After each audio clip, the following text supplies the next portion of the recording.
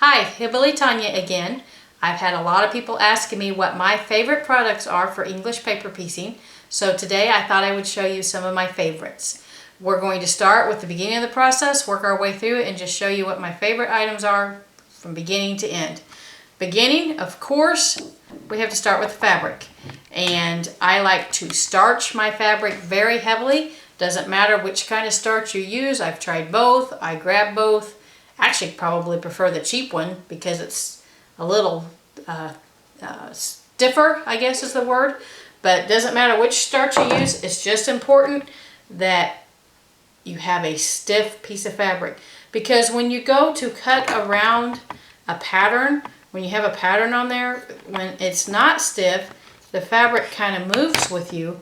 And when it's stiff, it's just an easy cut. Just perfectly goes around the pattern. So, start with starch. Very first important thing to do.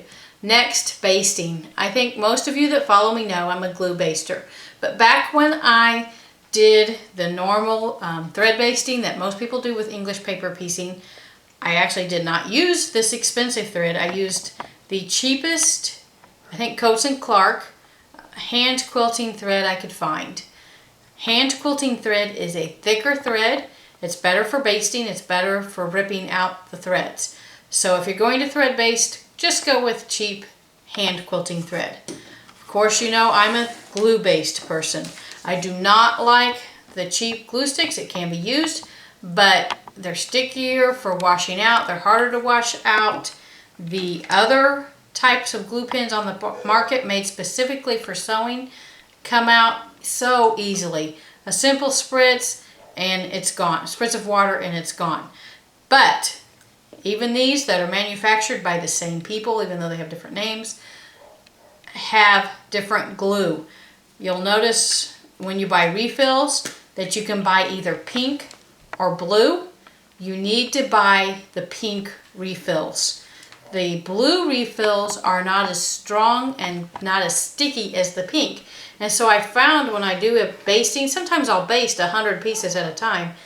I don't want them becoming unbasted. So I actually prefer the pink over the blue of the glue basting. Even though they're made with the same people, I like the pink. So after we've done basting, obviously the next thing we're going to do is start stitching our threads, our pieces together. I like milliner needles. Milliner needles took a little while for me to get used to, but they are the best item for English paper piecing because they are so thin.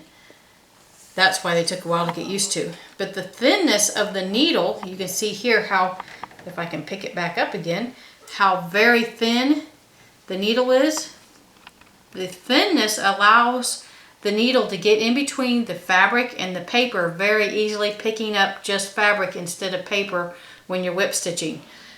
And usually because it's thin, I end up sewing with a curved needle. This doesn't affect my whip stitching at all. It doesn't. It's just common. It happens with the thin needles. Don't worry if it gets bent. It'll still whip stitch just fine. Now, because the needles are so thin, it's hard for thread to get through the eye of the needle. So my next favorite tool is this great little needle threader.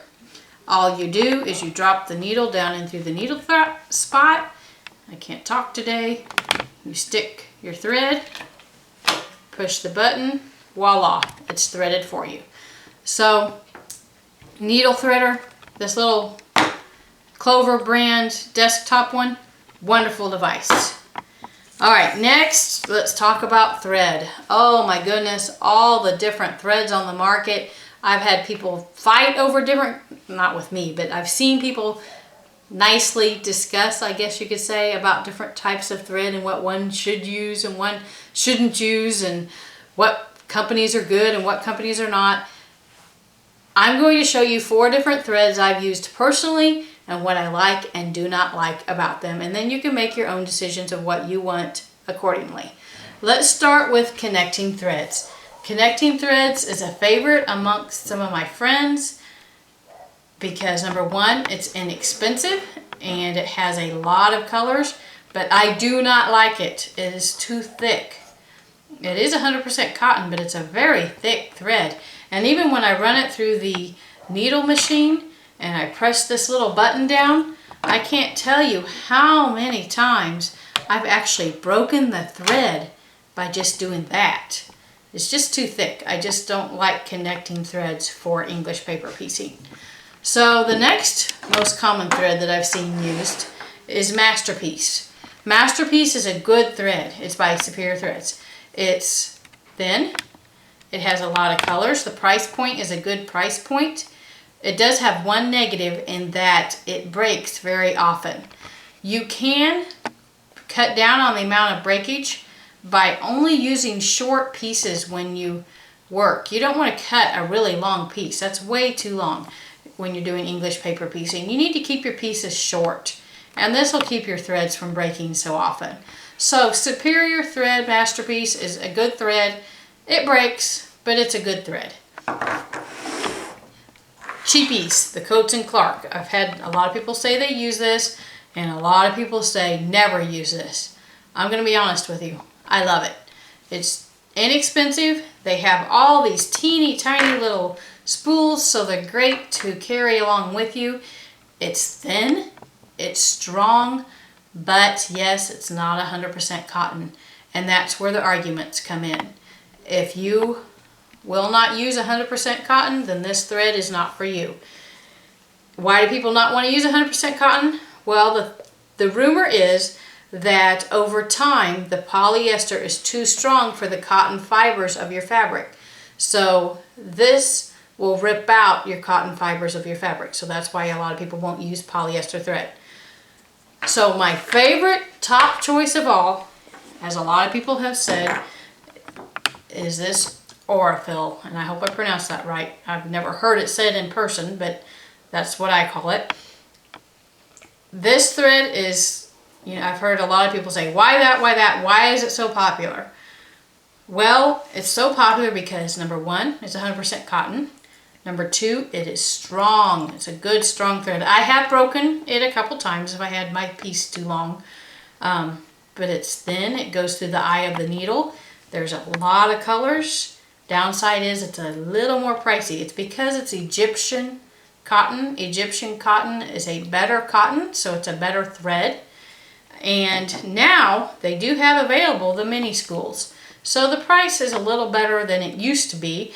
I buy these at Red Rock Threads online, and so grateful that that company started bringing them in mini spools.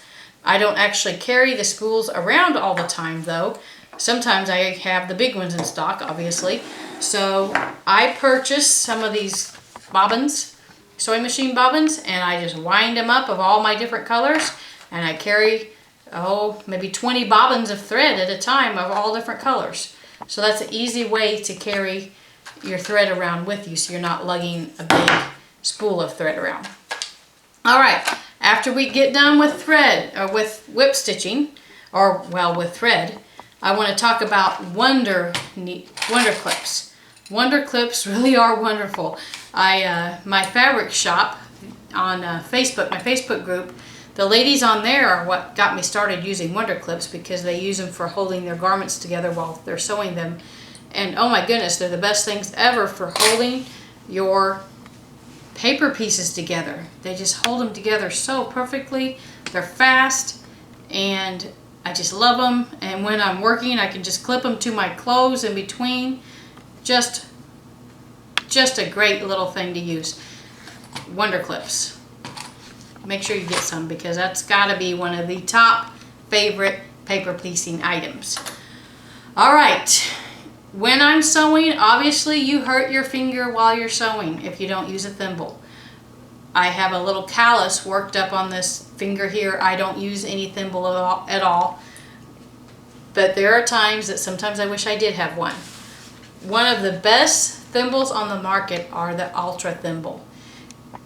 It's just like those other stick-on thimbles that you've seen, but when you stick it on, it's actually metal as opposed to those rubber ones. So you're actually sticking on a reusable metal thimble, but it's just the tip. It doesn't go over your entire finger.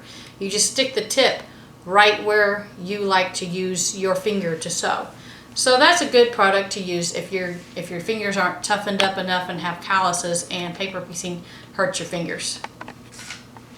All right, seam rippers. Nobody likes to think that they're gonna have to use seam rippers. I use mine all the time.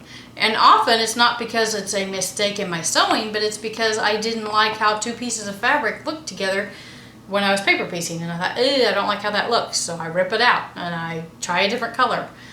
I just use the cheapy one because it's small, easy to carry around, but everybody loves these. I get requests for these like crazy in my shop. People buy these like crazy, and the good news is this company is coming out with a mini size, and I will be able to get them in the next month. And I don't like carrying the great big one around with me. I take my paper piecing everywhere, so I might try them. The neat thing about these is yes, they're a seam ripper, but this little thing up on top is made to just erase those threads right away, so you don't have to sit there and pick them out when you goof up. You just kind of rub that across them and the threads come right out. But I like the small carry around one the best, actually. All right, finally, when I'm working, probably my hardest thing that I deal with on a daily basis is lighting. Oh my goodness, whether I'm in the car, I'm at the park, sitting in the living room while the boys are watching TV, I have the worst time trying to see my work. I want to be able to see my whip stitching very, very good detail. And so lighting has been a constant problem for me. I was recently on vacation and I purchased this little Mighty Bright from a quilt shop. It's got 2 LED lights in it, and I would carry it around and clip it to my shirt and use it for my stitching. It was okay. It works in a pinch, but for the price, I'm just going to tell you right out, I don't like it. The light goes on and off so easily. Every time I opened my sewing bag, the light was on. And so I was constantly running the light out, running the battery out. So that was one problem. The other problem is it's just not bright enough for me in an evening, nighttime situation. So I kind of listened to what everybody said. I didn't want to do it, but when these went on sale at the store, I went and picked one up. And oh my goodness, check this out. Can you catch that, camera person? Now that's some lighting. That has 30 LED lights in it. You can just set it up. You can adjust it according to where you're at. If I'm sitting there sewing in the car, I can just stick it in my lap or beside me and adjust it. I can sit it on the couch beside me and adjust it. So this has to be, because it'll go way up. So even if it's sitting beside me while I'm working, it'll go way up. And look at the lighting on that. I can work in a dark room and have enough lighting. So when these are on sale, you need to pick one up, because of course they're OT lights, but what a difference. And this particular model, I really looked at the different model, but this particular model has the adapter where you can plug it in. You have to buy the adapter. It comes separately. In fact, they didn't even sell it at the store, but you can pick one up in an electronics shop, probably even Walmart. So definitely you want to get one of these if you're planning on sewing in any situation besides daylight.